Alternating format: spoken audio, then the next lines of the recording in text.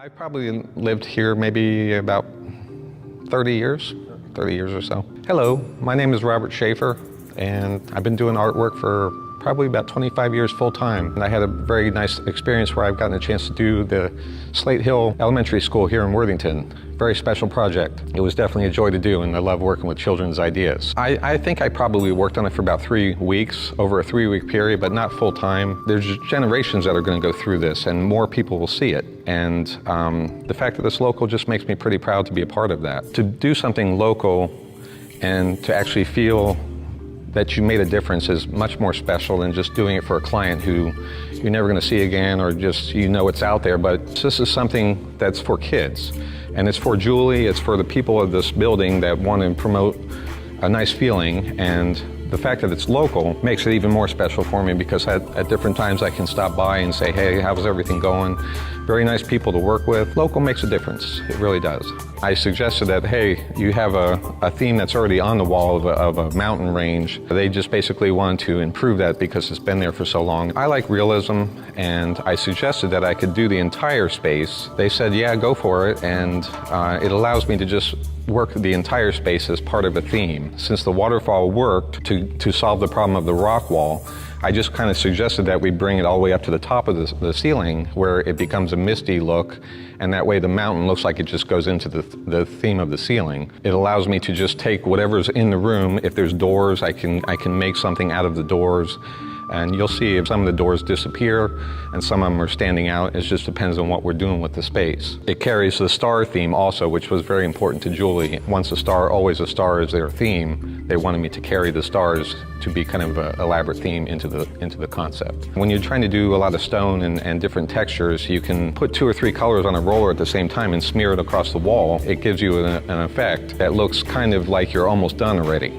And then I just go back and shape it. So if you notice, like in the scene right now, you can see the rocks kind of have a brown tone to them, and then I just go back and shape them into what I want them to be. I've done a lot of things with plants, and they work really well with giving things dimension. And it worked out really special for me, because I've been doing so many themes, I never know what's next. It makes it exciting every day. It's not the same thing over and over again. And I've had a lot of children help me. I do a lot of daycare centers, or somebody might want to be included. I just give the kids a paintbrush and they get excited because they're part of it. If I can spark somebody, or a child, to do something like this, and I let them know that I've failed along the way many times, you have to get better at it. Even in school, you have to be able to successfully instill a child with the thought that they could do it, and then see what happens. You never know, and that's what it inspires me to inspire somebody else. It makes me happy to do that. Any of the children that came in here and I could see their expressions, it turns me on to the fact that, if they were to have an art class, they might be inspired by something like this. That makes me happy.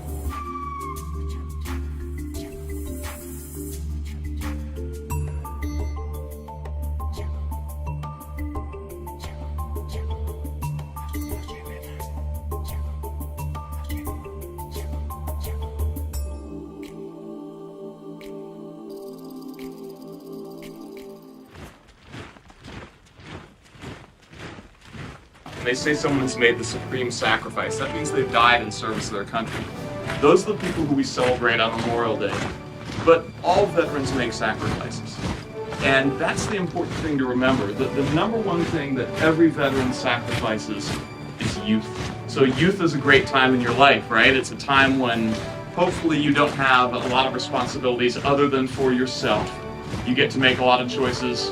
You have a lot of freedom to decide what you want to do with your lives. When you decide to serve in the armed forces, you give all that up, because now you belong to the nation, and the nation tells you what they need you to do. They tell you where you're going to sleep and when you're going to sleep, where you're going to eat, what you're going to eat, when you're going to eat.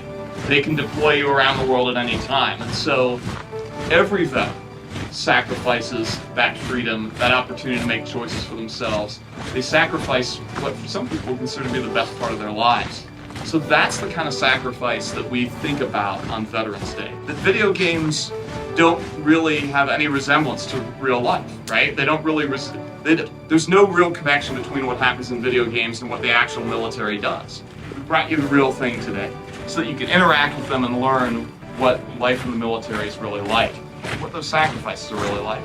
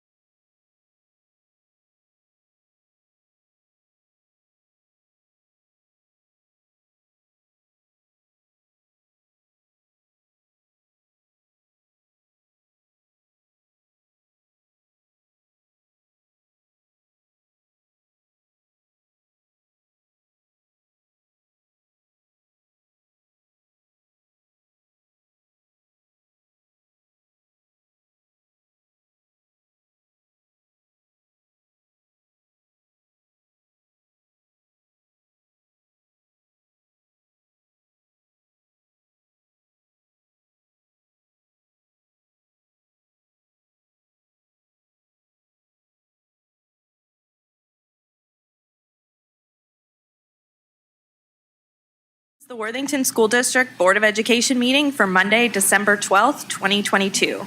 TJ, can you please call the roll? Mrs. Best. Present. Mrs. Davis. Present. Mrs. Hudson. Present. Mrs. Lloyd. Present. Mr. Wilson.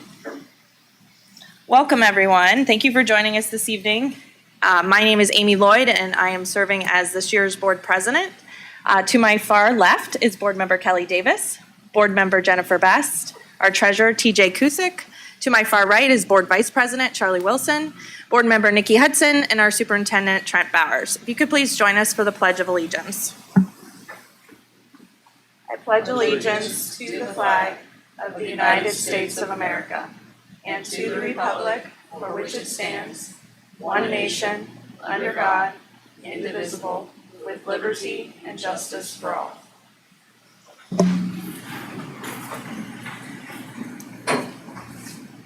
Our first item is approval of agenda. Can I have a motion to approve the agenda of the Board of Education meeting? So moved. Second. We have a motion and a second. Are there any additions or deletions? Seeing none, TJ, can you please call for the vote? Mrs. Best. Yes. Mrs. Davis. Yes. Mrs. Hudson. Yes. Mrs. Lloyd. Yes. Mr. Wilson. Motion carries. So this evening we have two Board of Education recognitions. Can I have a motion to recognize Jennifer Best for receiving the All-Ohio School Board Award? So moved. Second. We have a motion and a second. TJ, can you please call for the vote? Mrs. Davis. Yes. Mrs. Hudson. Yes. Mrs. Lloyd. Yes. Mr. Wilson. Yes. Mrs. Best. Yes. Motion carries. And now I'm going to invite Kim Miller-Smith up to the microphone. She's with the Ohio School Boards Association, and she's here to say a few words about the award that Jennifer is receiving. Thank you. You hear this? Okay. Well, greetings from the Ohio School Board Association, and thank you for allowing me to be here with you this evening. It is an honor to participate in this meeting tonight.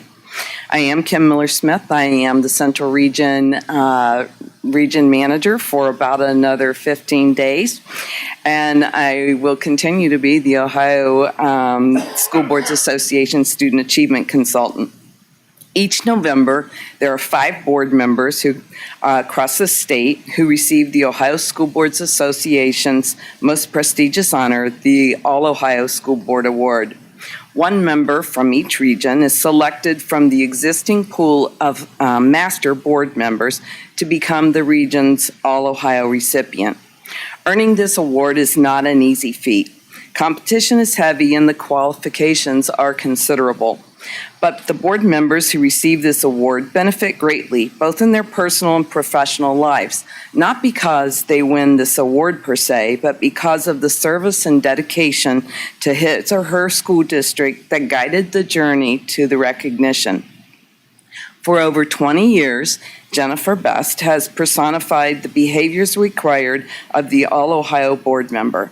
The qualifications for this celebrated award require the board member to demonstrate in an unequivocal manner the following: a concern for education and welfare of children, the necessary time commitments to serve the board and the community, an investment in his or her ongoing professional development, good decision-making skills, the ability to work with fellow board members as a team, and a proven ability to follow OSBA's Code of Ethics. Tonight, it's my pleasure to introduce to you and recognize the Central Region All-Ohio recipient and Worthington City's Jennifer Best as a 2022 Central Region All-Ohio board member. Jennifer, would you come forward, please?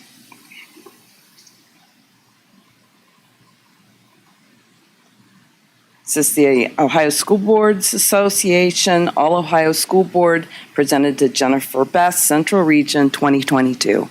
Thank you.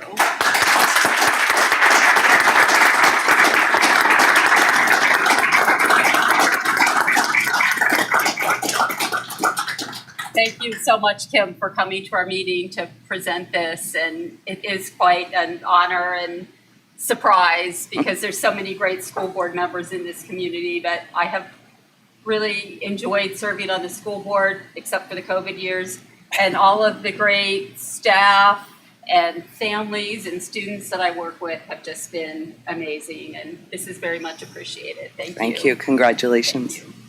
We'd also like to thank Charlie Wilson for his work on the Central Region Executive Committee. And I'd like to thank all of you who are sitting at this table tonight, and our administrators and parents, community members. It's all of us working together that make Ohio schools so strong. So thank you all so much for this opportunity. Congratulations, Jennifer.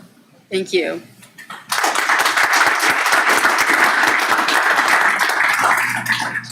Thank you, Kim, for being here this evening. And again, I'll congratulate you, Jennifer, Thank you. on this award. I also have something that we received from the Ohio Senate honoring Jennifer Best for a tremendous attainment. And it's from Senator signed by Senator Matt Huffman and Senator Stephanie Coonsey. Okay, thank you. Very much. You have the envelope for you Okay, to put it in. okay. Thank you. So our second Board of Education recognition this evening, I will need a motion to recognize Aaron Sogol and Jenny First for their dedication to Worthington schools. So moved. Second. We have a motion and a second. Can you please call for the vote? Mrs. Hudson. Yes. Mrs. Lloyd. Yes. Mr. Wilson. Yes. Mrs. Best. Yes. Mrs. Davis. Yes. Motion carries. The Board of Education values the opportunity to publicly recognize staff and students for their service to this district and the school community. We appreciate your attendance and ask that you remain seated throughout the duration of the recognition portion of the agenda. We are pleased to recognize both Aaron Sogol and Jenny First for their dedication to the Worthington school community. Aaron and Jenny have exhibited leadership in the countless hours of volunteering for Worthington students. Worthington Schools is a better place because of your involvement. Would you both please join me up here so we can present you with some plaques in recognition?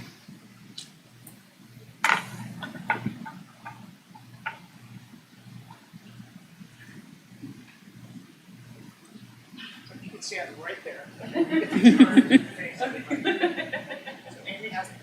So I get a chance to just say a few words about you, and then we get to give you your recognitions. And so when I say a few words, I wrote a whole page, just so you know. So, guys, this evening we have the opportunity to publicly recognize Jenny and Aaron for what I'd say are their immense contributions to the Worthington School District. Acting as volunteers, Jenny and Aaron partnered together to build a team of other volunteers who would work on behalf of Worthington schools to help secure a positive future for public education in our community. So Jenny is a parent of a student who attends Kilbourne Middle School and a student who attends Colonial Hills Elementary. She's been an active participant with the PTA and has now moved to actively participating with the Thomas Worthington Marching Band. She is a fierce advocate for all students in our schools, and she aggressively pursues volunteers, community support, and written communication for our schools. And Dr. Wilson will appreciate that Jenny has a journalism background and takes great care in editing the written word, especially my written words. Aaron is a parent at Worthington Hills Elementary and an active leader in our Worthington Community Swim Club. She seemingly knows everyone on the west side of Worthington, and she introduced the wider school community to a whole host of dedicated volunteers who have young children in Worthington. Aaron is a graduate of Worthington schools, and she's chosen to move home and invest in the future of Worthington schools. And I appreciate Erin's patience and her ability to juggle many different things at one time. Jenny and Erin spent hundreds and hundreds of hours volunteering to help Worthington schools over the past 8 months. We can't thank the two of them enough. So on behalf of the Worthington Board of Education, on behalf of our administration here at the Worthington Education Center, and on behalf of the students throughout Worthington schools, we want to thank you and recognize you for your service. Thank you very much. Congratulations. So President Lloyd has has a few plaques for you, and then I'm going to give you the mic. And if possible, if you would introduce your family, who I know has sacrificed with you, because they really have given great sacrifice to the schools on our behalf. So, Aaron, you want the mic first? Thank you, Trent, and to the board. This is just amazing. We really appreciate it. And I've got my husband here proudly, apparently videoing this in the back of the room, and my middle son, Avi, and then my youngest, who will be in kindergarten next year. So again, we are in it for the long haul here in Worthington Schools. My daughter, Pari. So thank you. Thank you. Thank you for this. This is awesome. I have Grant, my middle schooler, also the marching band student. My 3-year-old, who is currently asleep on my husband Aaron's lap, and then a sick 10-year-old who is home alone right now. So, but he wanted to be here. So, thank you. Oh, and I think I said Aaron. Yes, but I also want to thank the team. We had an amazing team. So, yes, and thank you to all the voters too.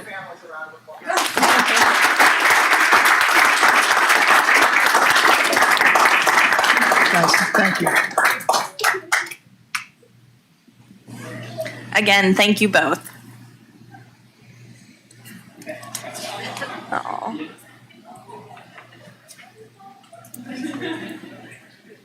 And I have to say, personally, for me, it's really cool to recognize Aaron and Jenny, but Aaron especially because we graduated from Worthington Kilbourne together. So, all right, our next item is visitor comments.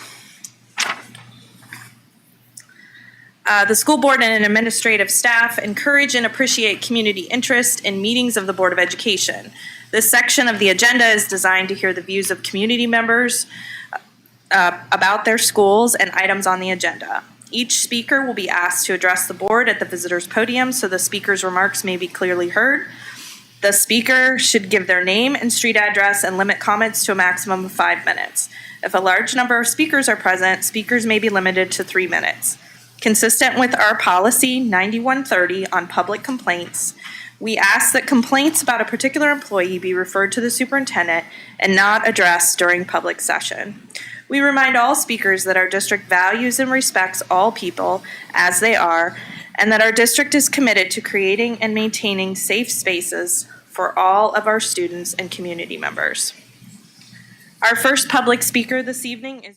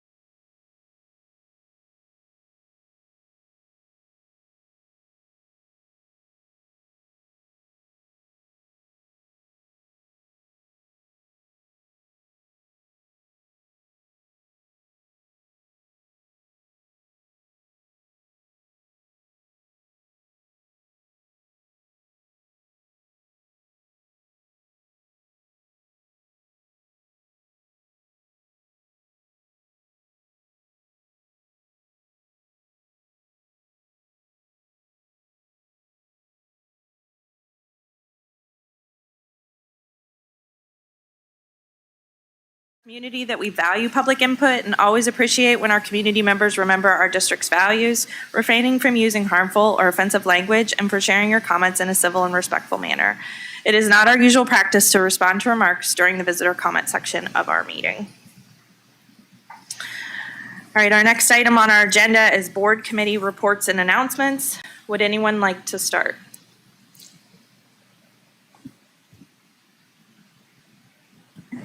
I'm glad to go first. It might be a little lengthy, so bear with me. The policy committee, Kelly and I met on December 7th and with Randy as well, and talked about at length, and this is recorded, feel free to go back and listen to it,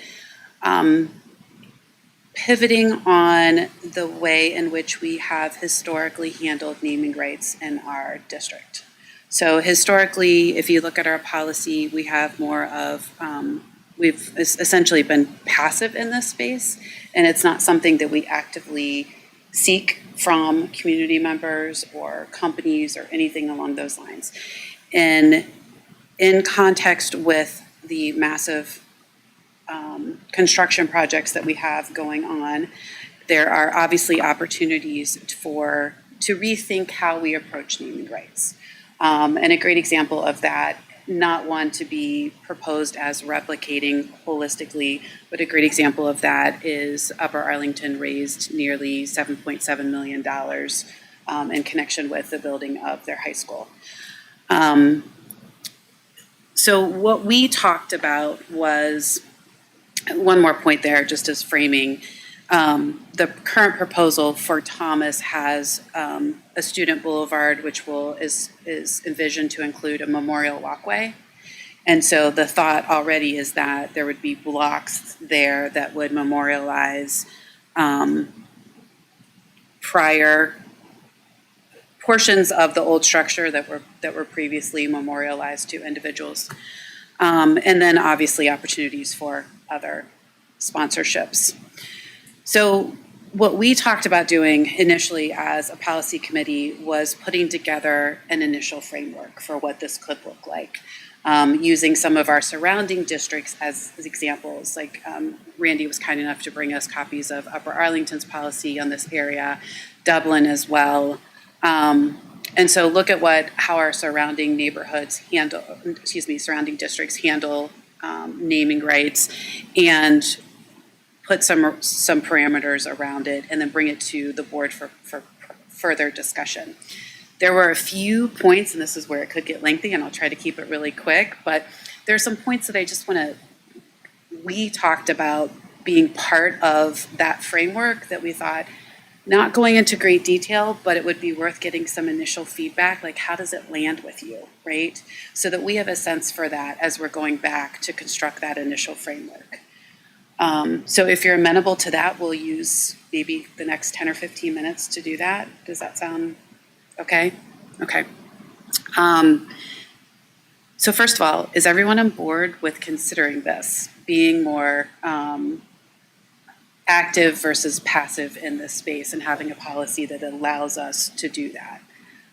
Kelly and I both expressed during our policy committee that we were on board with exploring this and supportive of the idea.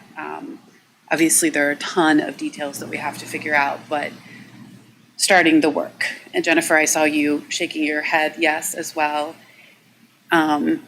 Yes, it's definitely worth exploring. Okay. Yeah. You guys good? Okay. Yeah, I agree with that. One big item that we'll have to determine, and this may or may not sit in the policy, but we'll have to start thinking about whether or not we want to engage a consultant for this work.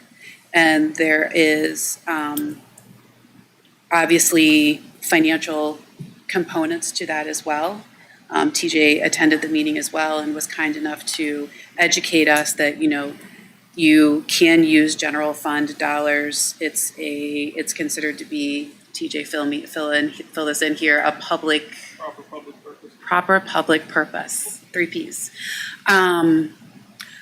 We could also look at putting together a community committee. I personally know someone who's a professional in this area who has kids in the district. There may be other professionals in this area. My only concern with that approach would just be like we'd really have to start networking and trying to find out if there are community members who are professional fundraisers who would be willing to sit at that table, because this is something that I would think we would want to put in place, get the policy in place and be ready to go in the spring. One of the other points that we talked about is that we would need to ensure that we're being equitable between the high schools. So there are a number of ways to do that. You may have the opportunity to put the opportunity for naming rights at both schools, even though certain things aren't a new structure. You can also, and this goes actually even without the equitable part, but there should be an understanding that the tie to the donation is the naming rights, and then memorialize that in writing between the donors and the district, that the district has control over how those funds are spent, right? In Upper Arlington, it was, those were wish list items. So, things that otherwise the taxpayers' funds did not pay for. So those things that, we know it's going to happen, right? Like we've got plans, and as things progress, we know we're going to have to cut things from those plans. And so this allows for a bit of a cushion. But then again, being equitable about that spend, not just being within those plans, but also elevating both high schools. Mindful about respecting and honoring historical memorials. So Randy is working now with both Eric and Pete on trying to do our best to get an accurate representation of what's currently named. Were there documents related to those naming rights? Like what were the agreed upon terms? And even if there aren't agreed upon terms, reaching out and ensuring that we maintain respect and honor and a way to memorialize individuals going forward. Being a good partner with families and the community in that respect as well.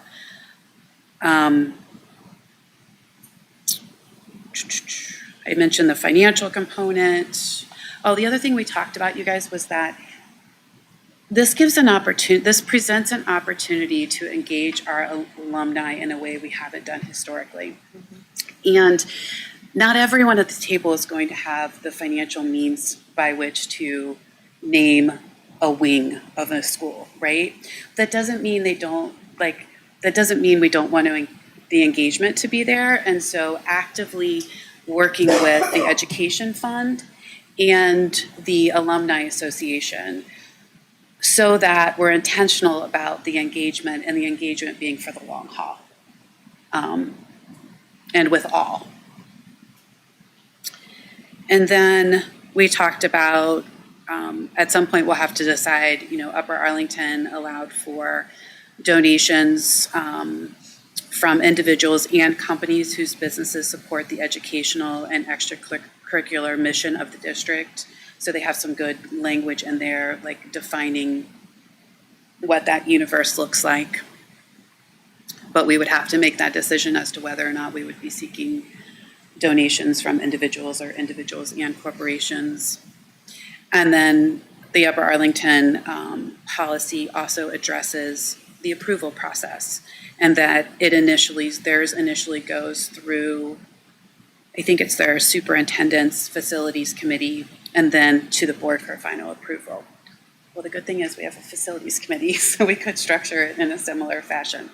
So a lot of nuances and details to figure out, but we wanted to just give you a glimpse of some of the key points that we've been thinking about. Feel free to share your initial feedback tonight. Feel free to email us with thoughts. We're going to get back together on January 13th. And I would strongly recommend reading Upper Arlington's policy, because of the ones we've looked at is the one that is drafted in most detail. and really hits all of those nuances. Is that one published from your last policy meeting? Like on the website? That's a great question. It was not included in the, okay. So. But I mean, we can just pull it from up in Arlington. Yeah, but yeah. didn't know if I mean, we had the one that's the policy that's goes into the most detail is policy 7250. But there are a few other ones, 7230, and then 7230-01.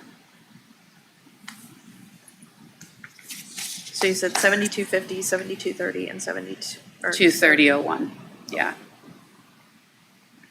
Okay. I know I just threw a lot at you, and that's why for an hour we just talked about tried to identify what some of the major issues that we're going to have to determine are, right? The good news is we have counsel that's navigated the space and understands the nuances. And the other good news is that when you have a professional or professionals even in our community who would volunteer in the space, who work in this space, you're dealing with individuals who understand the landscape and how to handle tricky situations which we may find ourselves in. So I know you mentioned about that they're currently kind of doing an inventory of what we currently have Yes. to date. Yes.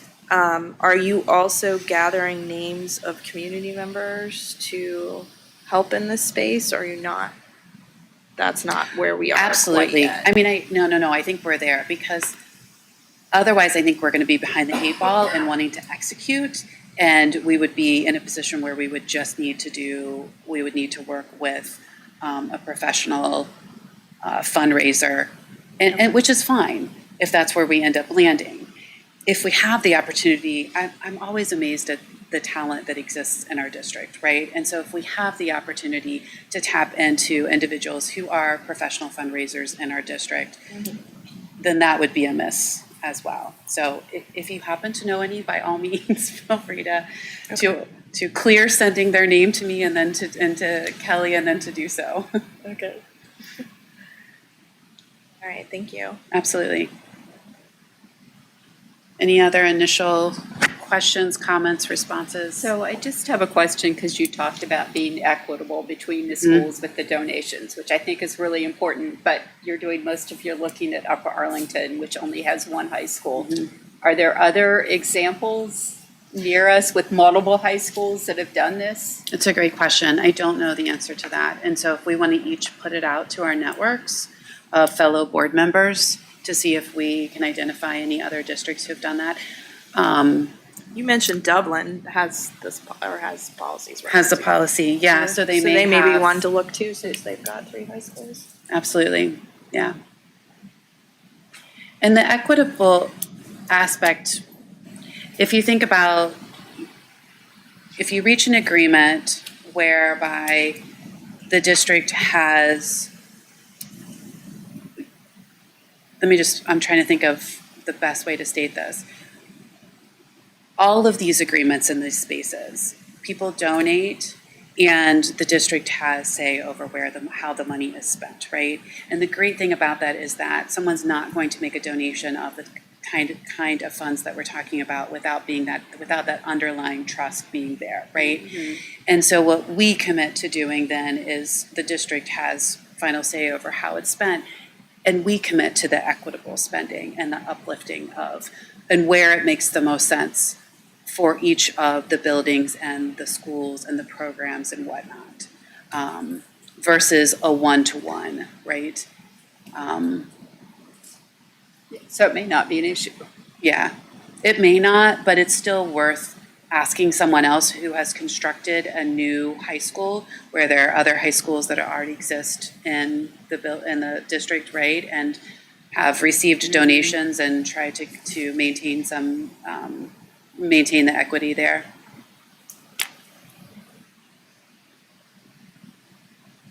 Charlie, your mind's churning.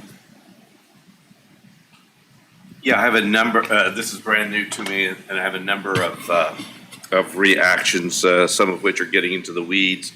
And you mentioned this a little bit, to the extent we can get the Worthington Education Foundation involved, I think that would be a good thing. I know that they've been rather inactive, shall we say, since even before the pandemic. Yeah, the plan is to invite them to our next meeting. Okay. Absolutely. Yeah. Yeah. So I guess that's my first thought was getting them engaged. Secondly, I would like to look at, to the extent we can, and I know you've got a number of homework assignments. The inventory list I think is excellent, and but I would also like to, and finding out who in our community is knowledgeable about this, I think would be well worth doing.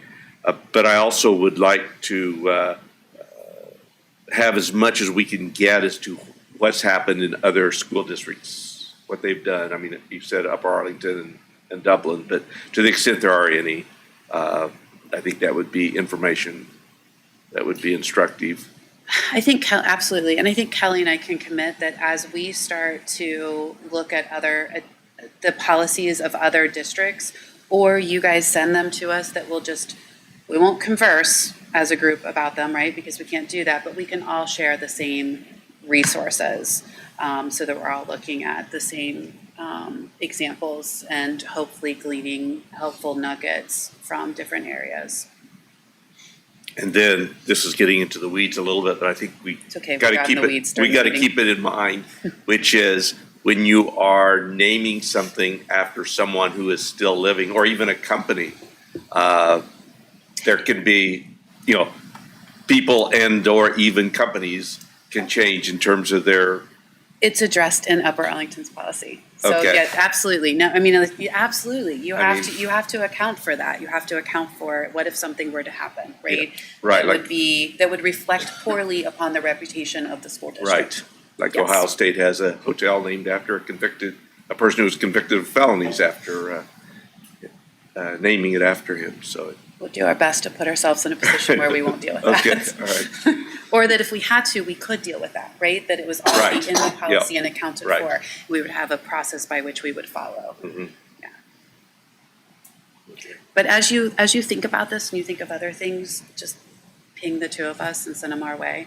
Other questions? We won't respond outside of this meeting, obviously, because we can't do that, but at least we'll know where your mind is on this issue. Jennifer, anything on your end? Sounds Okay. Okay, here we go, Kelly. There you go. Thank you. Did you have anything else to share or no? Okay. Anybody else? Okay. You want to go, Kelly? I can go. Nikki took great notes. I don't have anything to add. Thank you for updating that. First, thank you, Amy, for going to Thomas, the student feedback meeting when I couldn't go. The weeks are a blur, but the other week when I couldn't go because I was sick. So thank you for stepping in for that. And I know that I have a time in January, I think, to go to Kilbourne, which will be nice. Last week, Charlie and I went to the Curriculum Liaison Council meeting as part of being on the AAPL committee, and we met at Sutter. So what that committee is trying to do is take the community members that are involved in that group to different schools and just give a different feel of what's happening in our district and giving people a different perspective of what outside of this room. So we went to Sutter, and Sutter is a huge place in my heart. Both my students went there, so we got to meet the teachers, we got to meet the principal. They took us on a tour, which was really nice. But also they had these activities that really demonstrated how they assess and instruct their students. And so it was just really good to hear about just how hands-on they are and just how valuable that place is. And then they gave us an update on their early learning and development standards that are happening, and just like all the different standards and how they break down, how they go from top priority to not a priority, but a lesser priority. And so that was really, really good to listen to and learn, because they're navigating that new space and trying to implement some new things. They got some new standards that they haven't had before. So it was just a wonderful time. And then Charlie can add. his perspective on that as well. And then last week, a couple of us went to the dyslexia workshop. That was here in this room, and it was a packed room. So if you didn't have a chance to watch the recording, I would highly suggest it. Steve just does such an amazing job, and his team, of just explaining to parents what dyslexia is, what they can do at home. He sent them with like a lot of practical tools. And so I thought it was really beneficial. I don't have a student that's dyslexic, but I did learn a lot, and I think that people walked away learning much more than they did before.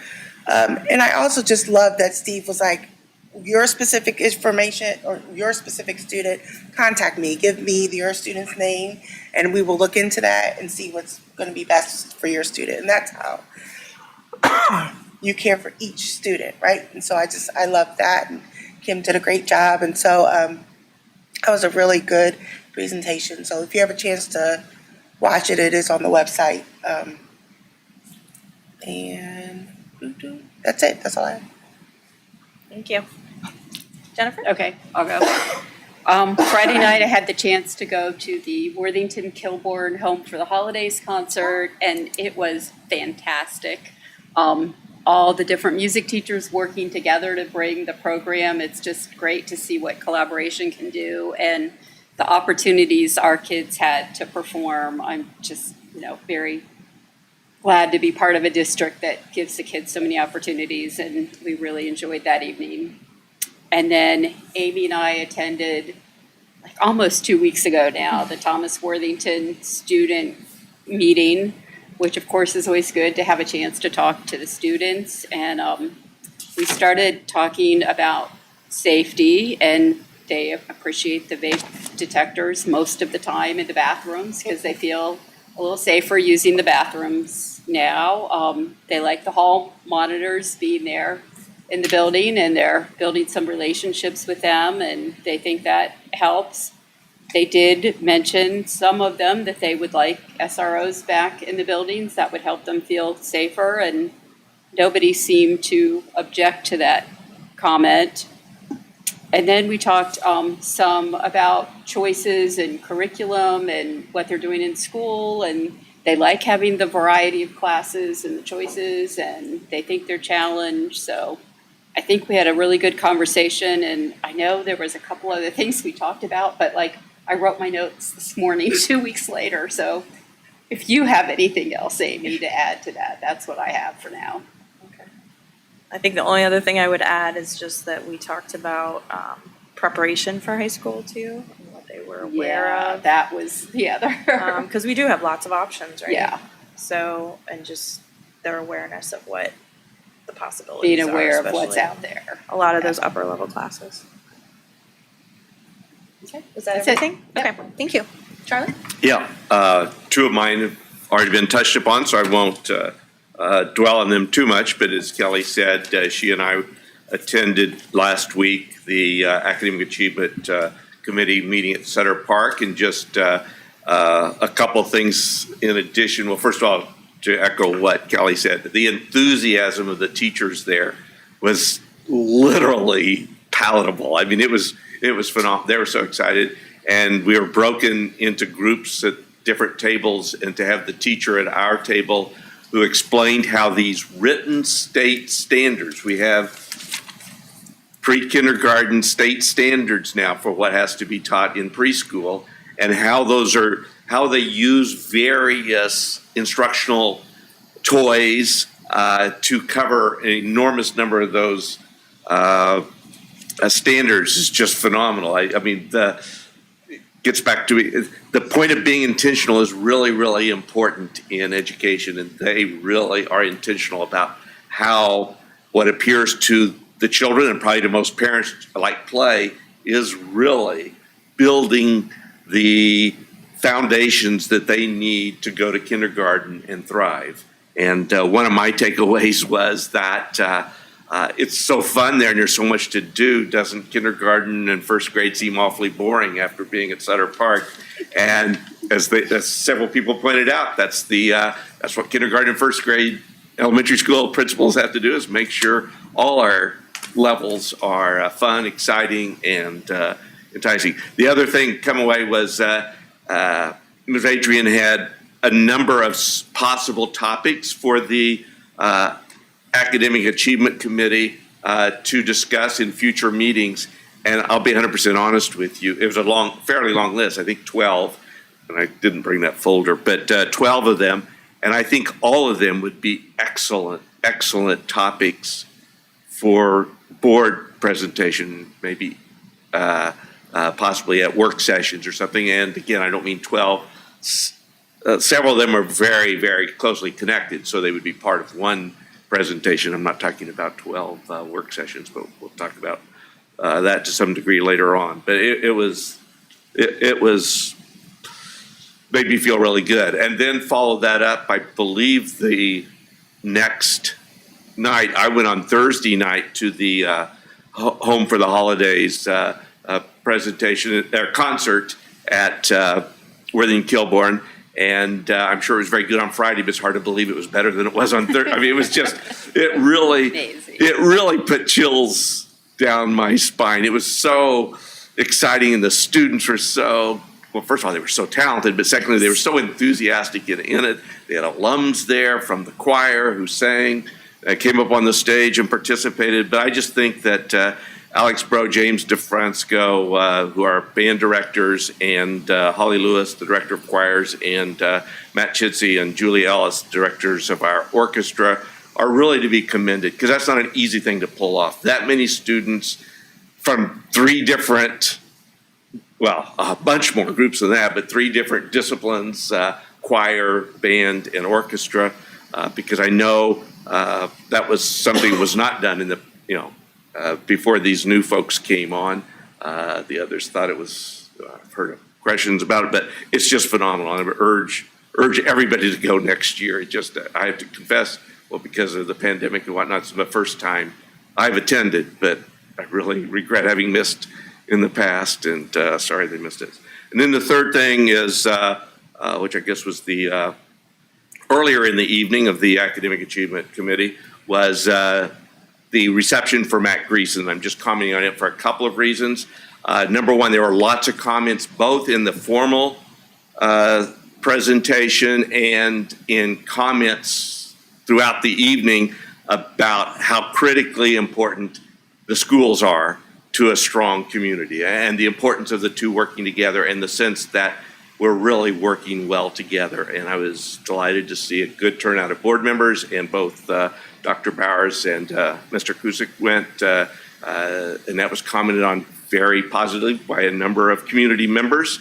And there was one other comment, I wasn't going to say it, but I've got to say it now, several people, and I wasn't keeping track because it was but several people said, Wilson, it's your responsibility to make sure we don't ever have to hold one of these until he retires for Dr. Bowers.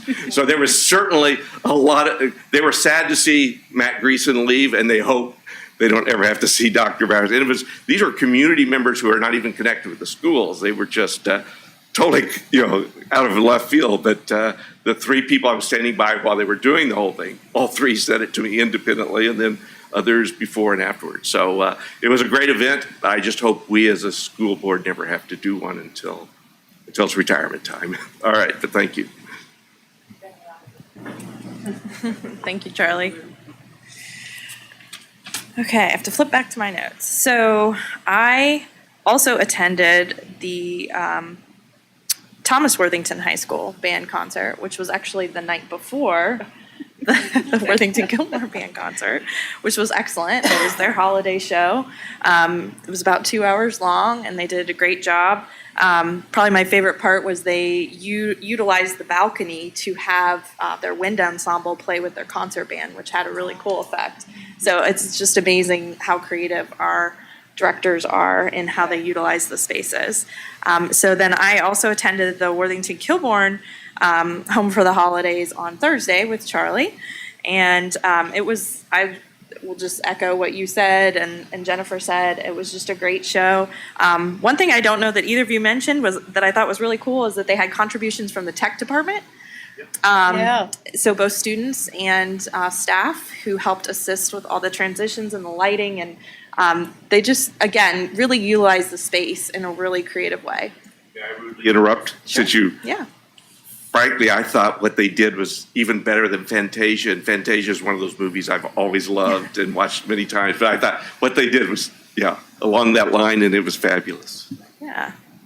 So both concerts were great. I attended the community meeting on 12/1 about our high school redesigns, and then also the dyslexia workshop with Kelly. And I do have students who are dyslexic, so it was great to hear all of the information from Steve and all of the ways in which our district is moving forward in regards to literacy. So, and I'm very grateful for that. All right, that is all I have. I need to ask TJ a question. I'm doing this. Turn it over. Are you doing the minutes too? Okay, so our next item is actions recommended by the treasurer, routine business. Thank you. So we're trying to become more efficient, so we will have all treasure items presented together. We'll discuss them very quickly, and then I'll seek a motion. So the first one up, we have 4 tonight, approval of the minutes from the meeting November 17th, the work session, as well as the November 28th regular meeting. Up second are appropriations modifications, and if you'll go to the top, the general fund nets to zero, so those are standard transfers, but then we have a host of all of our other funds that typically we update once or twice a year. This time is one of them. The building fund at the top is related to construction, so we are seeking appropriation authority for 166 million of the 234 million, and that's really just an estimate. That's basically the entire Thomas budget and a third of the Kilbourne budget.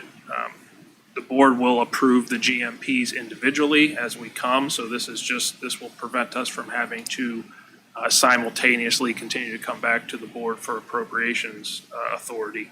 Whatever we don't appropriate this year in the building fund will be carried over to next year. But then the rest of these are all grants and student activity funds that are updated because of changes in allocations from the state or grants we get. ODE adjusts pupil allocations periodically with grants, so these are all just minor adjustments to those. Item number 3 is our annual debt payment transfer. So the district took out debt several years ago to fund energy conservation projects, and those debt payments are paid with savings from reduced utility costs. So you see, we call that operating debt. So that's a transfer from the operating fund to pay that debt. And then item number 4 is an annual resolution for me to be able to request tax advances. So tax bills will come out in January. We typically don't settle and get those funds until March or April, but this resolution allows me to request them periodically so that the funds earn interest in our account rather than the county's account. So if I can, I'm seeking a motion for approval of items D1 through D4, routine items as recommended by the treasurer. So moved. Second. We have a motion and a second. Is there any discussion? Seeing none, TJ, can you please call for the vote? Mrs. Lloyd? Yes. Mr. Wilson? Yes. Mrs. Best? Yes. Mrs. Davis? Yes. Mrs. Hudson? Yes. Motion carries. Actions recommended by the superintendent. Consent agenda. Dr. Bowers. Thank you. I'd like to recommend that the Board of Education approve the consent agenda, which is items F1 through F8 on your agenda. Action by the Board of Education and adoption of the consent agenda means that all items listed under the consent agenda are adopted by one single motion, unless a member of the board or the superintendent requests that any such items be removed from the consent agenda and voted upon separately. So again, the recommendation is items F1 through F8 on your agenda. So moved. Second? We have a motion and a second. Is there any discussion? Please call for the vote. Mr. Wilson? Yes. Mrs. Best? Yes. Mrs. Davis? Yes. Mrs. Hudson? Yes. Mrs. Lloyd? Yes. Motion carries. Sorry, lost in my notes. Actions recommended by the superintendent. New business. Did I skip something? No, you're doing great. I'm just trying to figure out how to read this one out loud. Okay. Because they're two separate things. I don't know how to say it. So I'd like to recommend that the Board of Education approve item G1, which is the acceptance of the donations that are listed here on the agenda. Item G1, the acceptance of donations, please. So moved. Second. We have a motion and a second. Is there any discussion? Please call for the vote. Mrs. Best? Yes. Mrs. Davis? Yes. Mrs. Hudson? Yes. Mrs. Lloyd? Yes. Mr. Wilson? Motion carries. Thank you. I'd like to recommend that the Board of Education approve item G2. Item G2 is the superintendent's recommendation of the GMP amendment number 2 to the agreement with Russilli Construction for the building program Phase 2 project. And that there is an enclosure to this that explains that GMP amendment. So item G2, please. So moved. Second. We have a motion and a second. Is there any discussion? Please call for the vote. Mrs. Davis? Yes. Mrs. Hudson? Yes. Mrs. Lloyd? Yes. Mr. Wilson? Yes. Mrs. Best? Yes. Motion carries. Actions recommended by the Board of Education. Can I have a motion to appoint Board Member Amy Lloyd as President Pro Temp for the purpose of presiding over the January 9th, 2023 organizational meeting? So moved. I'll second. We have a motion and a second. Is there any further discussion? Seeing none, will you please call for the vote. Mrs. Hudson? Yes. Mrs. Lloyd? Yes. Mr. Wilson? Yes. Mrs. Best? Yes. Mrs. Davis? Yes. Motion carries. All right, our next item is calendar. So, where are Our we? next item is request questions. Oh, I'm sorry. I Concerns from the skipped. board. Thank you. Request questions and concerns from the board. Does anybody have anything I do. down here? Do you have, Kelly, you too? No? Okay. Go ahead. Okay. My first one is related to the construction project at Thomas and my recommendation that we take another look at the traffic flow. And I'm sharing this with you guys because I shared it with Randy today and I thought it was worth sharing publicly. As a parent with a student at Thomas, I see on a daily basis that a single point of entry results in backed up traffic along 161 both ways. And I was thinking about this actually, Randy, after our conversation today, and that even with a change in traffic light, a change in traffic light really actually only impacts one stream. It doesn't impact the other because you can turn right on red. So you've got basically one's going and then the other, either way. And so it's just a matter of the fact that the amount going in at the same time results in a backup along 161. And I have just made the request that we take another look at whether or not there are opportunities for multiple points of entry, whether you're coming from east on 161 or west on 161 to enter and drop off at the school.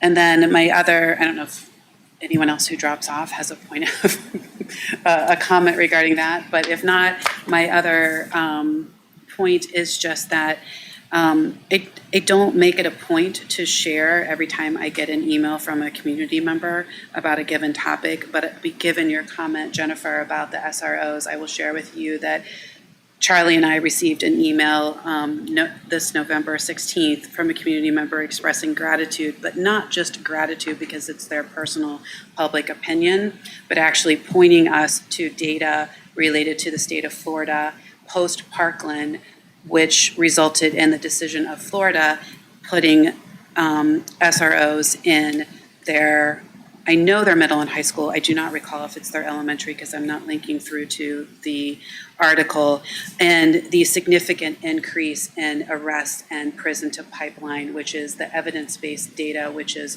founded the decision of not continuing SROs. And so I guess I would say 2 points in that. I'm glad to send you that communication so that you can take a look at it. Great.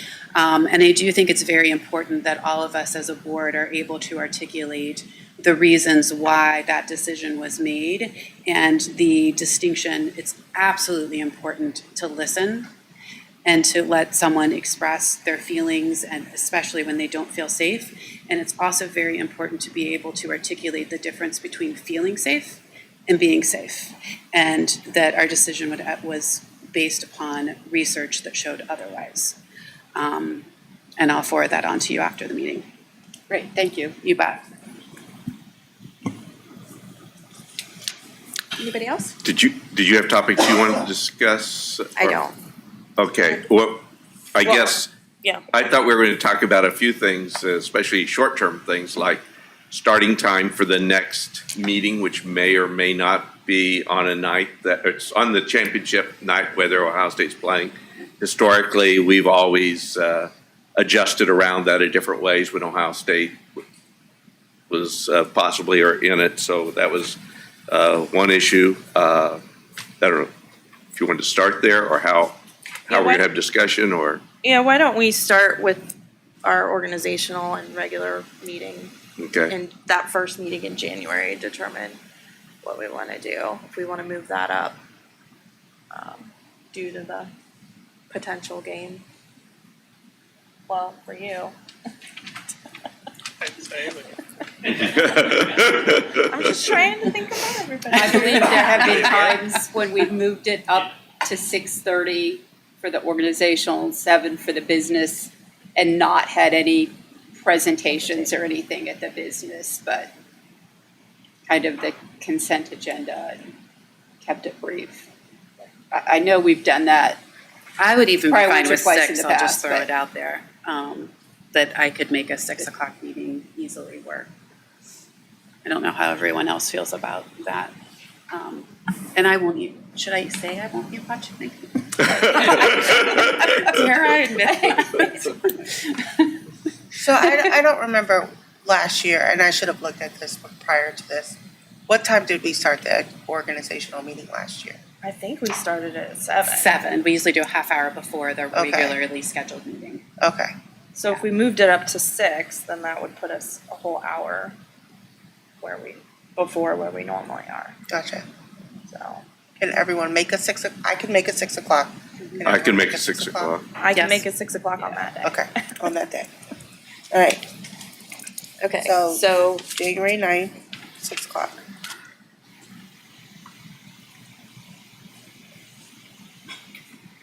Do So- we have to, I'm sorry, oh, go ahead. do we have to then have the organizational meeting at 6 o'clock? Do you have to determine a time for the business meeting, or you just say immediately following? For purposes of notice?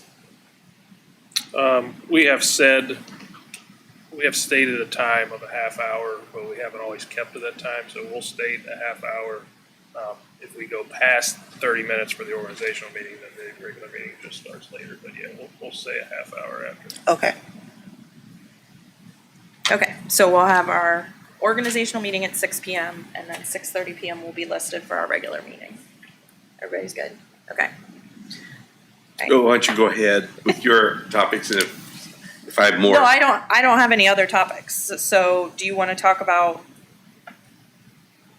other meeting times or? Yeah, I guess I wanted to raise the issue, which I don't think this board has ever discussed as a board so long as I've been on the board, and that is the starting time for meetings throughout the year, not just the organizational meeting. And my totally unscientific, anecdotal observation, both in Ohio, Central Ohio, and around the country, is that not too many boards start as late as 7:30. In fact, I've found very few, and those who do never have executive session afterwards, on the theory that late at night groups of people tend not to be as efficient and as careful.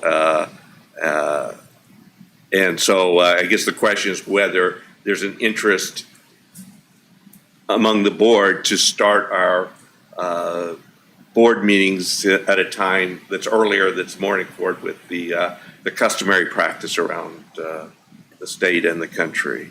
Yes, please. I mean, I don't have an issue with moving it up. I would just say, I think for me personally, like 6:30 is where I would prefer to be in terms of moving it up, just because of getting kids home situated, dinner, those types of things. The only thing I would say is that I am gonna have some sporting events for one of my kids that I really would prefer not to miss, that are gonna fall on a couple Mondays. So I don't know if the board would be open to either keeping those meetings at the 7:30 time. I just, like in that situation, I wouldn't want to go any earlier than 6:30 because then it means I can't go at all, basically. So, I don't know. Anybody else wanna chime in? 6:30 would leave you not being able to go at all? 6:30 would leave me with being able to go, but not for very long. Oh, okay. But the couple, as I've looked ahead at the calendar and everything that I've sent to you all with that board calendar and those dates, projecting them out, like I have 2 dates that's gonna impact as of right now. Okay. So it's only 2 Mondays that, That you would propose being at 7:30 instead of 6:30. Okay. if you all would be willing.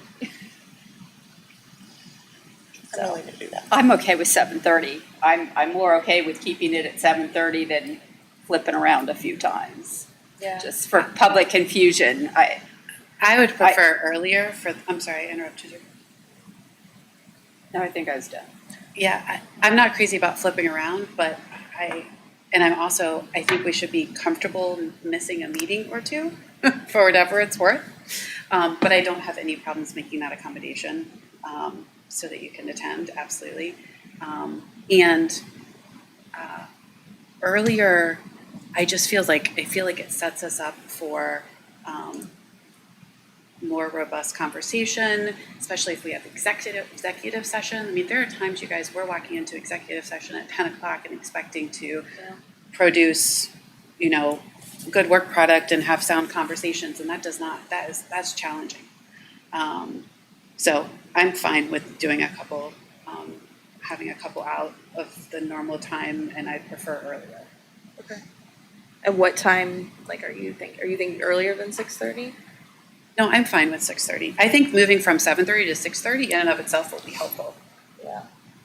And I would be, to your point, Jennifer, I think if we did move it to 6:30, then keeping it consistent, and then I will just have to determine how I'm gonna navigate my personal situations those couple evenings, so. Trent and TJ, do you have perspective that you wanna share with the board on time? You're fine with whatever? For admin.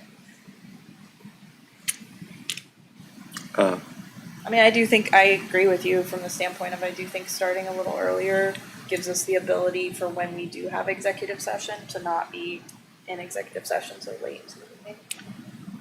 Kelly, when Amy and I had talked about it previously, my feeling is just we do have a number of admin that attend board meetings, but that everybody's situation is personal, and therefore time shifts impact each person a little bit differently, right? Depending on home situations and other responsibilities. And so, I think we will be wherever the board tells us to be. I don't know that there's a time that. There's no magic time? Yeah, I just again, because it's very personal in the seasons of life and different responsibilities that we have, and, so. I have 2 things. So I do think there is more flexibility for our administrators to miss if necessary. Yes, please. That's Kelly Davis saying that, right? So, if each situation is different, right? If, they could have sporting events and so I do think that we should allow for that flexibility if an administrator can't make a 6:30 time on a particular evening that is okay. And I hear you too, Jennifer, this has been 7:30 on the 2nd and 4th Monday. I do think if we do move it to an earlier time, me in communication, we would have to really communicate that out and just to really remind people, and I don't know, some kind of flashing light that the meeting time has changed. If we talk, even if we make a decision today, I don't know if it's today or if we wait till January, but just to get that message out there to people so that they know that there is a change.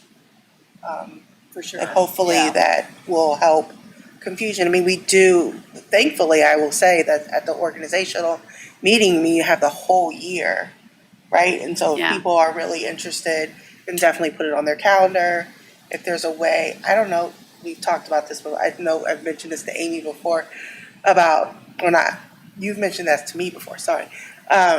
Like having people have reminders even, like if you click on an event to remind you of a time, I don't know. So maybe if there's ways to do that, I'm looking at Corey,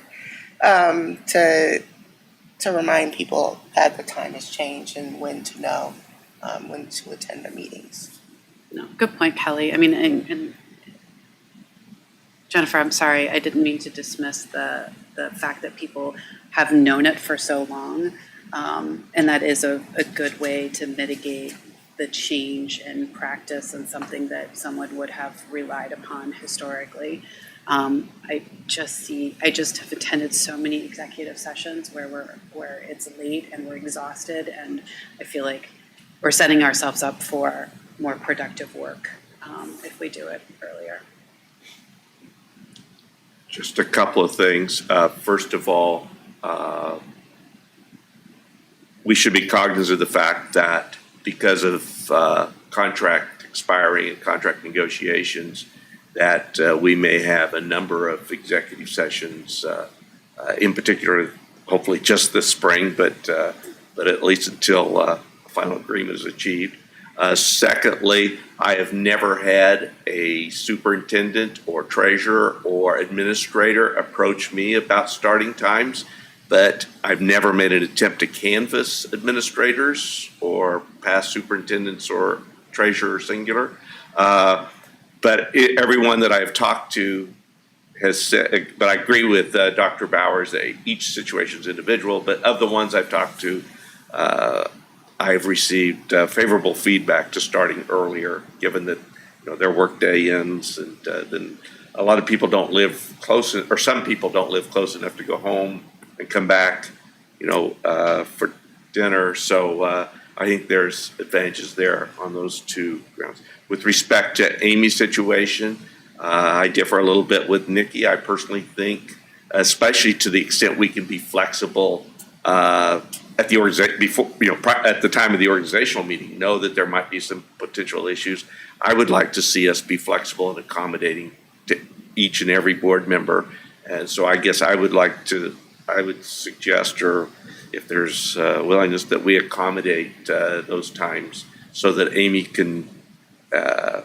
Charlie, I said we could accommodate Right. times Okay. too. All right. I Yeah. just said she also should give herself grace. Right, yeah. And that if she missed one meeting so that she could attend a sporting event, that is not the end. Right. Agreed. That does not sum up her representation on this board. Right, but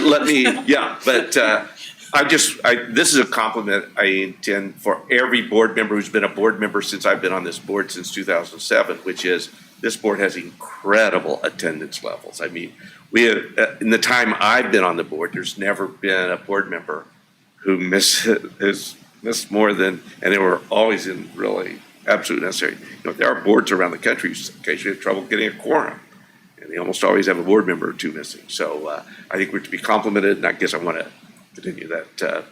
But other things do arise, which then raises the question of, we do have a couple of times that, in my opinion, are a bit problematical with respect to scheduling.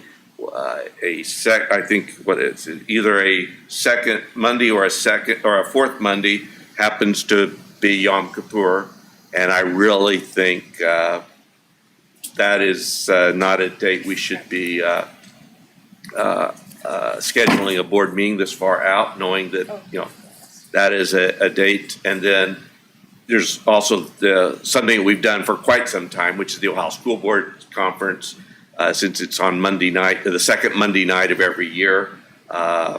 And there are a variety of things going on Monday night, again, changing that to Wednesday. And then another issue just to raise, which is that in May, the graduation is Sunday, May 21st, and just to confirm that we want to have a board meeting the very next night as well, after spending all day Sunday, at graduation. I don't have an opinion one way or the other, but I don't want people to be surprised whether, so the question, I guess, is to adjust at least those three dates. I don't know where y'all stand on that. What was the middle one? I got the The Yom. OSBA and then graduation. Okay, So Yom Kippur, I do not think we should have totally a agree. board meeting on that night. So that's September 25th. Do our Okay. kids have school that day? Yes, we go to I school. think we do. It seems like if our kids are at school, we should go ahead and meet. So this is, I'm glad you brought it up. We did initially talk about the policy related to religious holidays. It moved somewhat out of, the policy committee worked with the administration, but not on a policy, but on an administrative guideline related to it. And it is in final form, and so it's probably good for you and your team to share it out and what your plans are for rolling it out. As I think in following that policy, it's not just a matter of, it identifies a few dates. I should know off the top of my head if Yom Kippur is one of them. I believe it is, that we don't schedule additional things. So you have regular school, but we don't schedule additional things. So you don't schedule, an evening where that's where the parents have to come, that's their opportunity to come and listen about international travel or the dyslexia meeting or whatever it may be. So I would say we don't schedule a board meeting then as well in order to follow the guideline that we're looking to set from a district standpoint and other district events. We wouldn't have a concert that night, we shouldn't have a board meeting that night. And have these guidelines been shared? So the guidelines are in final form. Our principals are actually going to discuss them in person on Wednesday of this week when they have, or Wednesday or Thursday, whenever their principal, the 14th, whatever that date is. The 14th, 15th?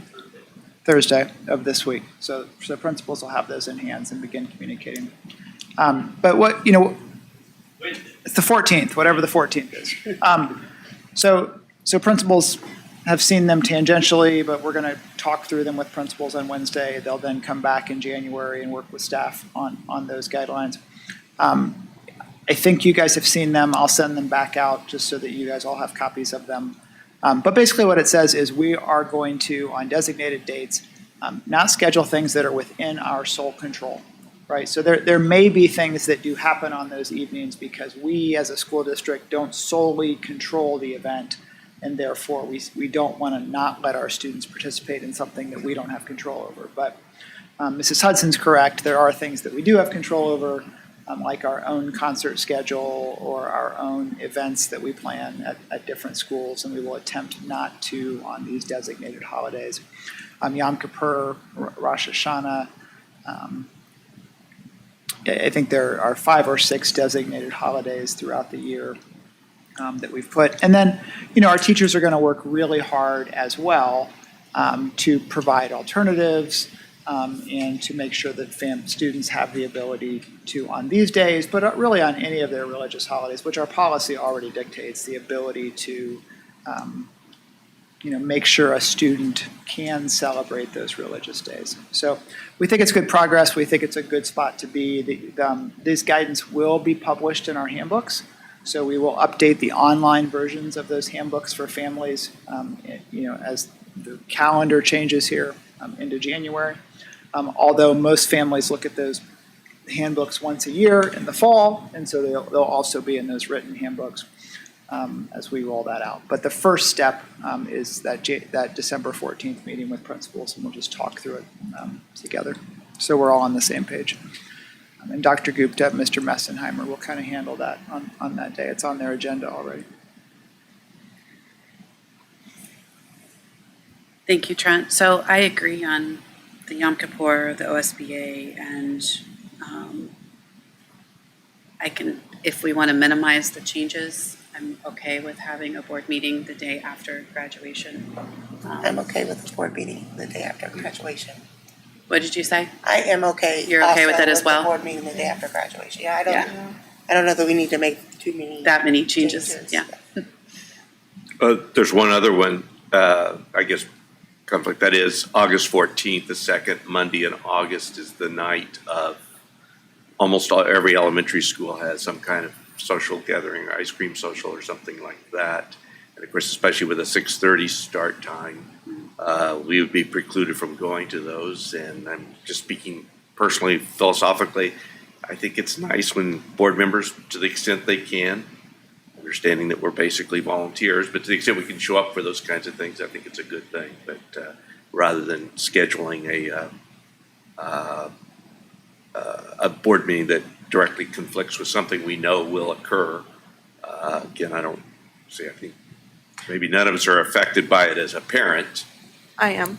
But, Oh, okay, great. but I Yeah, think the we're times of them vary. Like, I think some of them are. Early you know, enough. Well, like if you remember, I think some of them are like 5 to 7, some of them are 4 to 6. 4 to 6. And Okay. So I think that even with a 6:30 start there, that would probably be okay. Yeah. Okay. When I made this calendar, I was just trying to bring awareness to Right. anything I I thought appreciate we that. should have discussion about.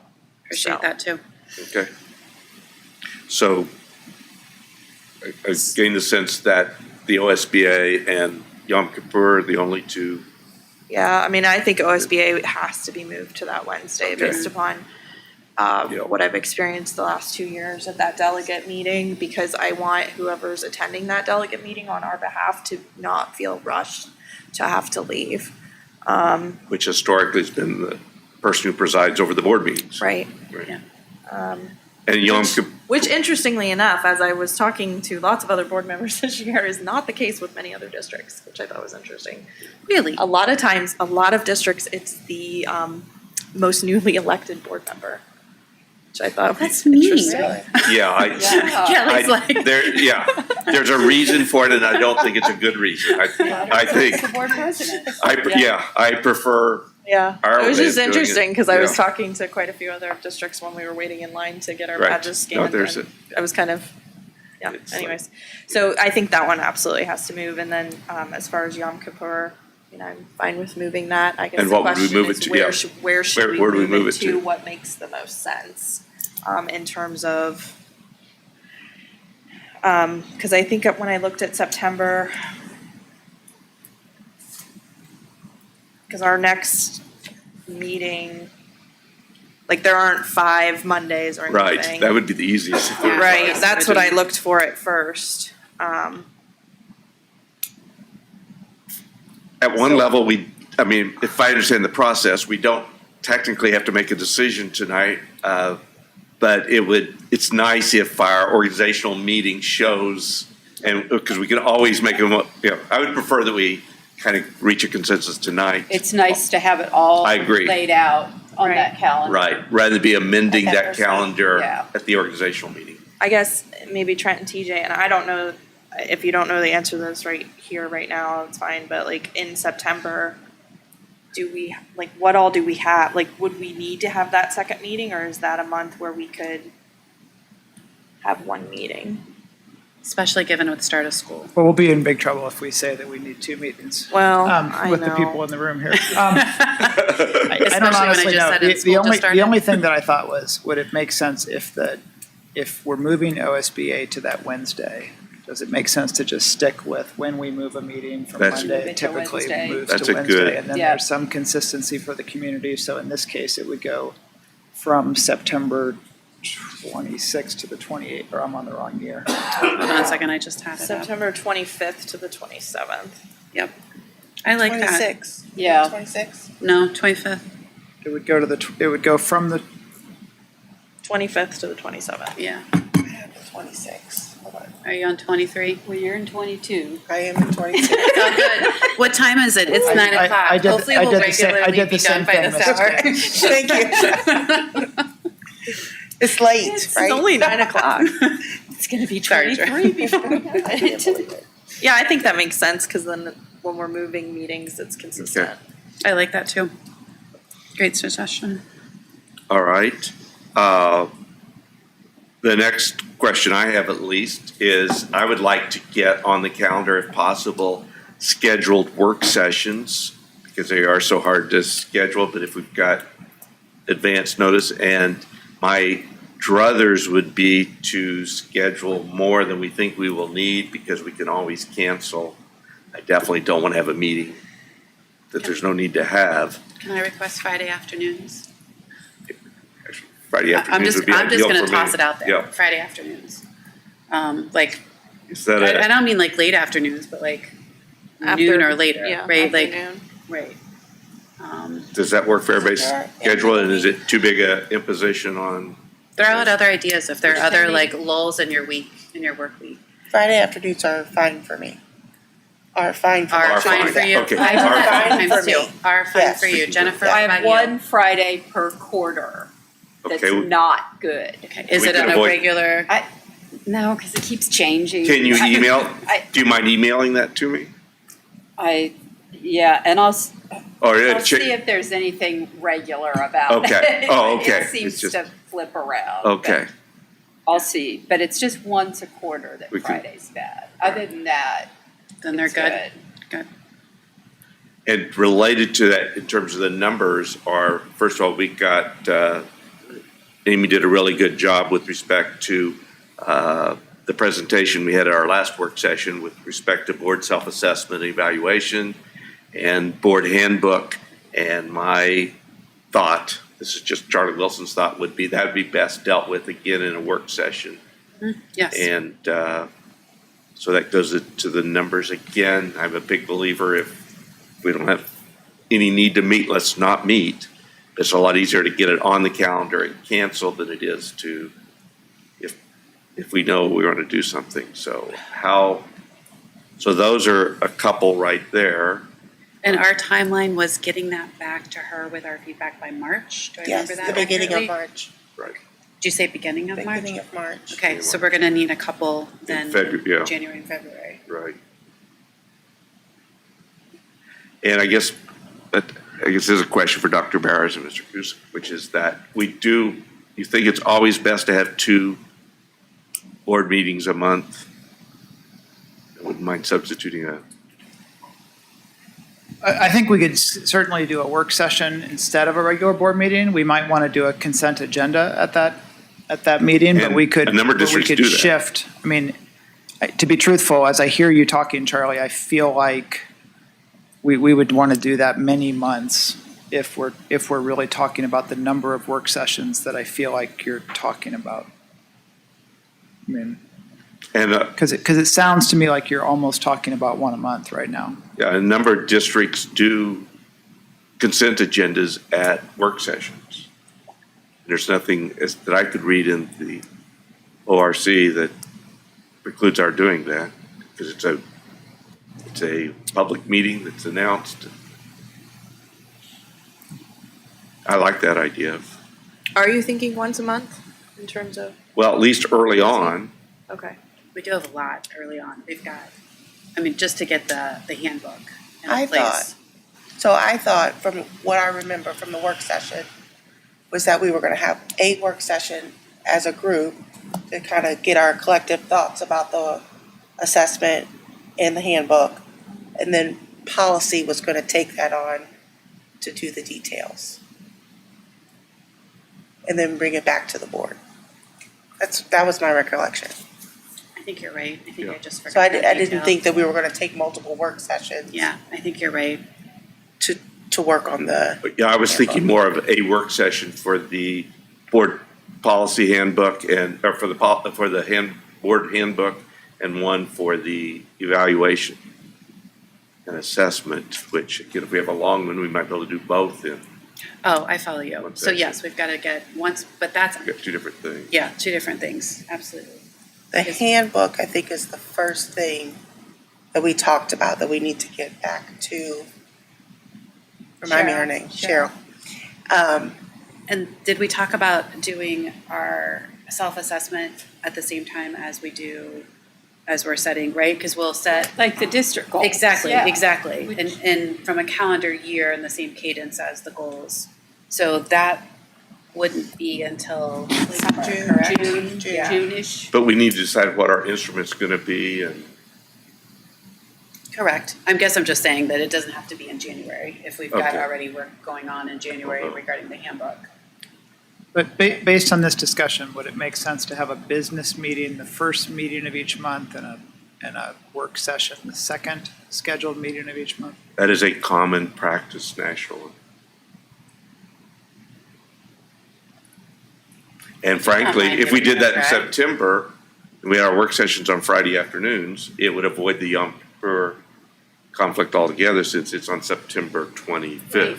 Are you saying that our second meeting, instead of being on our regular night, would be on Friday? I thought that, If our work session was our second meeting, wouldn't we just keep it on our meeting night? Yeah, that's what I would. And the think. Friday That's what I thought afternoon you were is for saying, but- extra things above and beyond the two?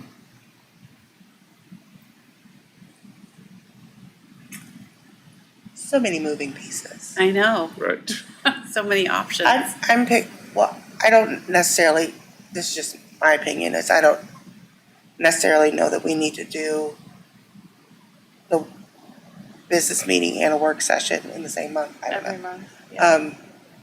But, and you know, I like work sessions, so I just thought we had discussed maybe doing something quarterly, having a work session quarterly. But maybe your idea is to have more than that.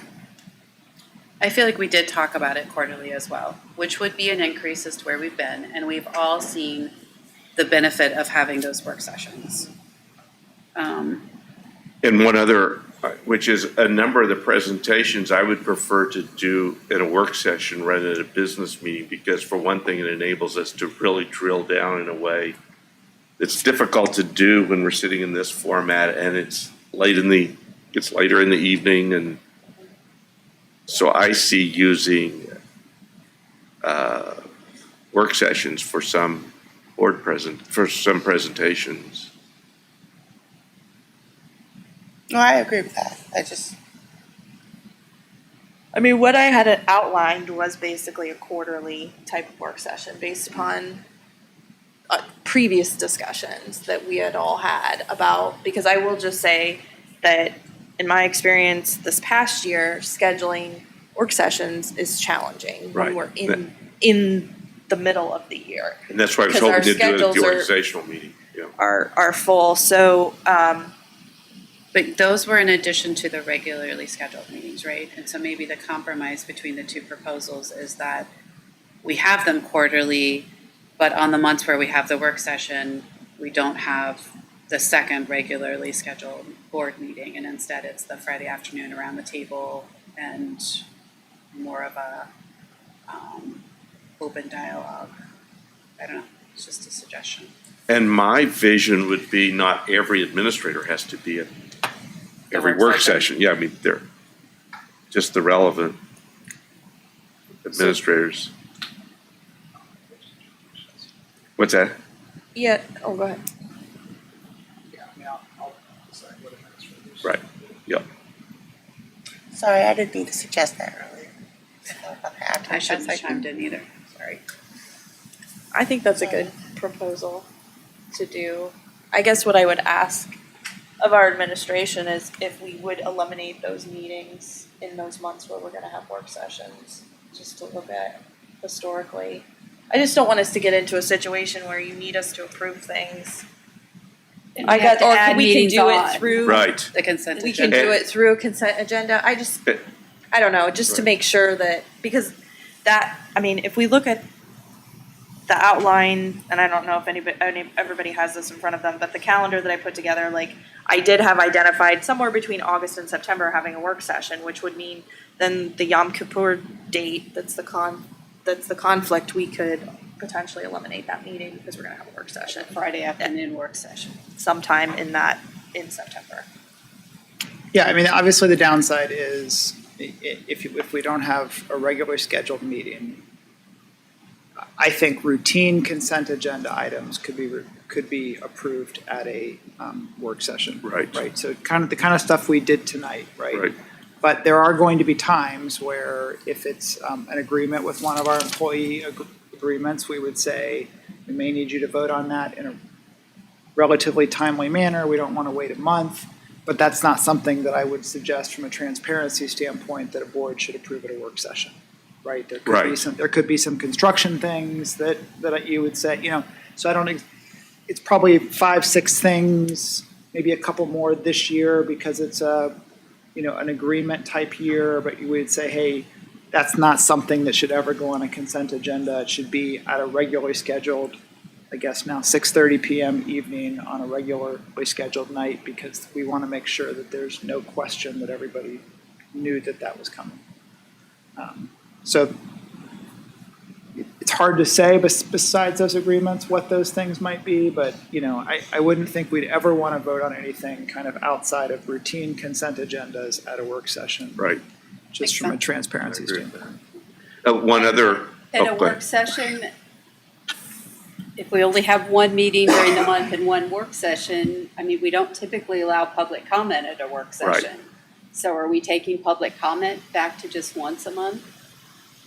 So I was going to chime in here. So our policy is that public comment is permitted at every regular board meeting.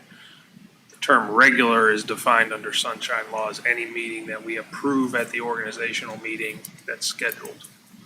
So typically, we haven't approved work sessions during the organizational meeting, so they've been classified as special meetings. But if we were to designate regular work sessions and approve those times and dates at the organizational meeting, that's considered a regular meeting. Our policy requires board visitor comments at every regular meeting. The other thing to distinguish at regular meetings, any topics can be discussed. When we call special meetings, only those topics that we give notice of in that special meeting can be discussed. Now, we can probably word it as consent employment, but you can't veer too far off topic when there's special meetings. So I think that takes care of the fact that there would still be public comment opportunities, and it wouldn't be limited. So does anyone feel strongly about more than 4 times a year putting them on the calendar? I think you do, Charlie. I think your preference is for more of them. For scheduling purposes, not that I necessarily anticipate we need more, but more of we can cancel. It's easier than scheduling. I mean, in terms of scheduling, this we can't do at the organizational meeting, obviously, but we are probably going to have a number of executive sessions scheduled during the spring and summer, possibly because of collective bargaining. I mean, that's just for those of you who haven't been on the board when we've done collective bargaining.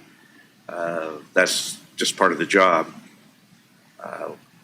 We'll have to come together. And so those are other meetings that will have to be scheduled that can't be scheduled in advance, obviously. Sure.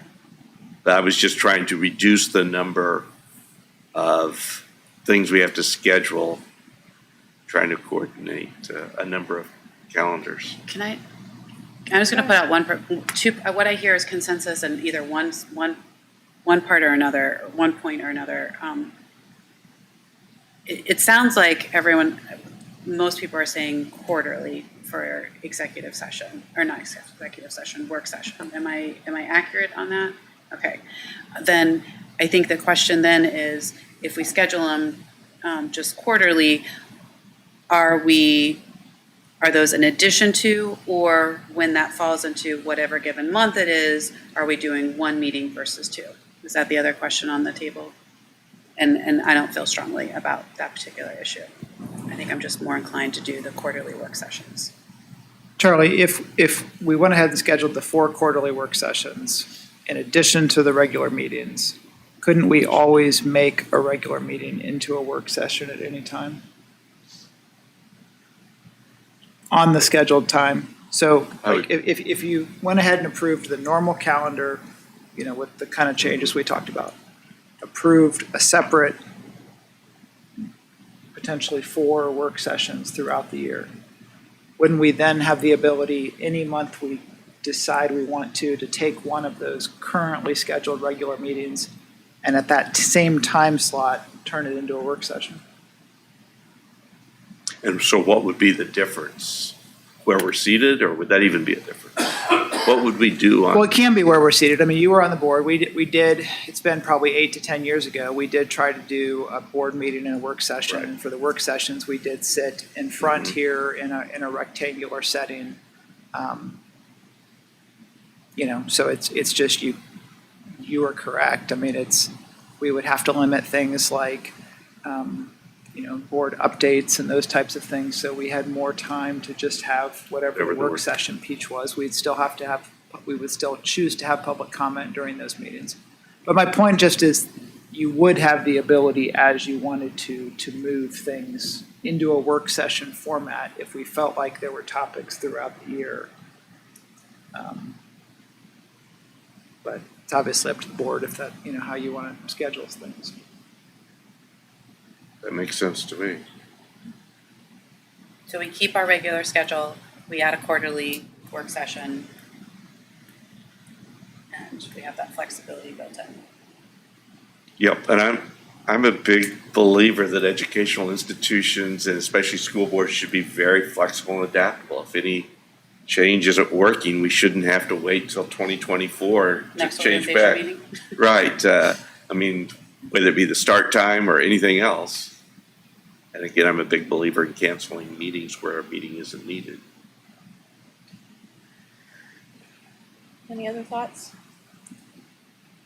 No? Charlie, do you want to work with the administration to try to identify those dates so that they could be floated out to us, the quarterly dates? Okay, that makes sense. Yeah, I don't want to do it in a committee of the whole like this. Well, yeah, I don't think we'd be able to, because I Right, think everybody's right. gonna have to look at their calendars, and Jennifer Right. needs to look at if you've got What What my Friday? Friday obligations are. which Friday may work Right. best for everybody. Does everybody think that's a good idea, at least a starting place? Sounds good to me. And then just thinking about the calendar for next year, have policy committee dates been established, or?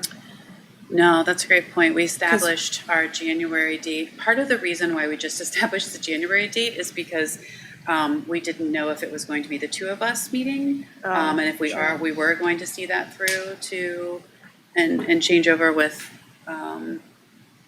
the school calendar year, or if we were going to do the calendar changeover in January.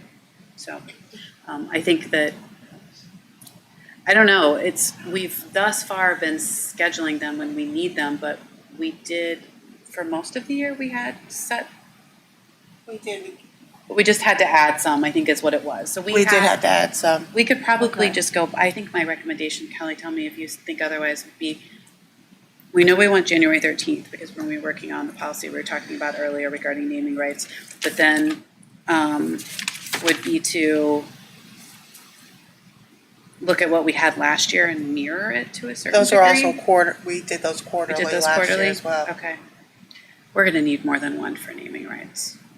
And we're also going to need one for handbook. Right. Okay. Why don't Kelly and I, because we could do that, just the two of us talking, look at our respective calendars and send over to you some dates for policy to put on the organizational meeting. Okay. Okay. Don't worry, Randy, we won't leave you out of that.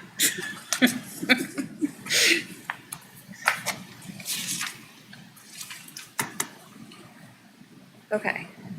Did we cover everything? I mean, this is good. I Oh. mean, it's good to, be able to talk it out and see what's best and what works well for us as a board. Just be productive.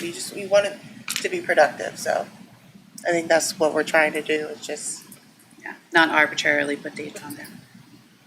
I guess just one other issue, which I don't think is controversial, it's consistent with what lots of organizations and school districts do, but I do not like surprises, or I don't like delivering surprises, so that's what I just bring up, is that, is there any problems with having a land acknowledgement statement at each board meeting? A what? A land acknowledgement statement. I don't know that. What does that mean? I don't know. Is not uncommon. And you'll often find it, I think some of our surrounding districts actually have them on their websites as well. But I'll let Charlie, sorry. Yeah, it was your usually it's just suggestion. I'll let you- basically one paragraph, which is historic, very accurate, to acknowledge whose lands we're sitting on. And I can't even think of a meeting I've gone to in the past, since the pandemic was over, or even before the pandemic, but where there was no land acknowledgement statement. And I think it's, yeah. Is that something you can send to us? Yeah. Okay. Yeah, I've That never. would be helpful. I've just never heard of it, but Okay.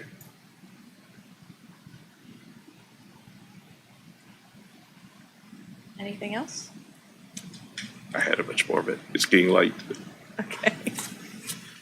Well, all right, Yeah. you good? Okay, anybody else? All right. Good? TJ, did you get all those notes? Making sure. I don't Got the know. calendar part. All those dates? Well, I think so. So we're think- leaving May 22nd, right? That's my only question. yes. Yes. We're leaving the second, maybe. Okay. Yes. Yeah, I think And then you, we're moving September. Yeah, I got it. I'm good. so that could be sent to us just to recheck along with maybe Charlie's Yeah, if you want to proposed give me those dates proposed of, dates, I'll Okay. put it all in. of these Well, quarterly work sessions. Talk to Dr. Bowers before proposing dates and hear from Okay, Jennifer. very good. All right, well, with that, do we have a motion to adjourn? So moved. Second. Motion and a second. TJ, can you please call for the vote? Mrs. Lloyd? Yes. Mr. Wilson? Yes. Mrs. Best? Yes. Mrs. Davis? Yes. Mrs. Hudson? Yes. Motion carries. Thank you for joining us this evening.